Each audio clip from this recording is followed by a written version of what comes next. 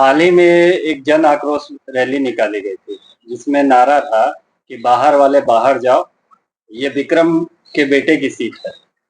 ये तो बिल्कुल सही बात है कि आप जिस तरीका से देख सकते हैं कि यहाँ राष्ट्रीय जनता दल के विचारधारा के 95% 96% लोग वोटर है और यहाँ 3.25 लाख वोटर कुल मिलाकर के है।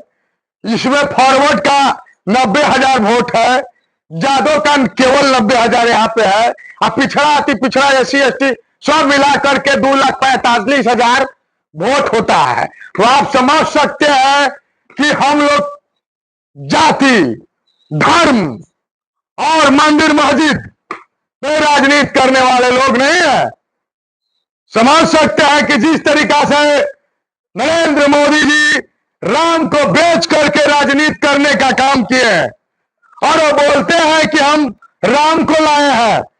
ये भाजपा राम को लाने वाले आप होते कौन है? मंदिर बना सकते हैं, हम भी बहुत तपस्या करते हैं, तो हमको तो आज तक भगवान दर्शन ही नहीं दिए हैं। बताइए, तो राम को लाने वाले कौन होते हैं भाई? आप मंदिर बनाने वाले हैं, राम को लाने वाले आप कौन होते हैं? राम मनुष्य को धरती पर लाते हैं और हम लोग मनुष्य एक जाति है, इस विचारधारा के साथ राजनीति करते हैं।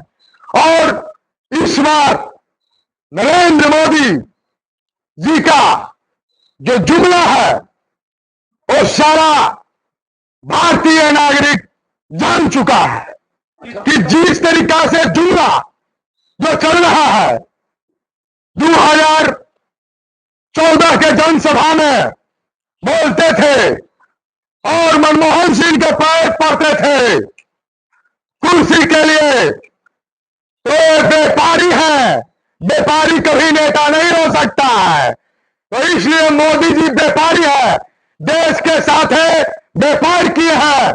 तमाम सरकारी चीज को जिस तरीका से निजीकरण और अपने वेंडर कुछ चंद लोगों के हाथ देश को बेचने का काम किए हैं, उस तरीका से भारत देश की जनता इनको माफ नहीं करने जा रही है। जिस तरीका के इनका कुपोषित नीति का शिकार हमारे युवा पीढ़ी के लोग हुआ है, वो कहीं से कहीं इन पे दुख का पहाड़ भारतीय जनता पार्टी के ऊपर आने वाली है। आप समझ सकते हैं कि 15-15 लाख रुपया जीरो बैलेंस में तमाम सभी गरीब को लाइन में लगवा करके घामा में, धूप में, भीड़ में खड़ा करवा दिया और बैंक में सब कर्मी को पूरा मेहनत हुआ जीरो बैलेंस में खाता खोलने में, और सब बेकार काम में परिश्रम गया और 15 लाख के दवा मात्र 1.5 लाख, 2 लाख, 5 लाख रुपया भी नहीं डलाया खाता में। और दो युवा पीढ़ी के लोग तो कहते हैं कि पकौड़ा तलना भी रोजगार है। अरे मोदी जी, आप ये बताइए कि आप चाय बेचते बेचते प्रधानमंत्री बनने का बन गए, बिहार और उत्तर प्रदेश और तमाम भारत देश की जनता को मूर्ख बना करके, जुमला का शिकार करके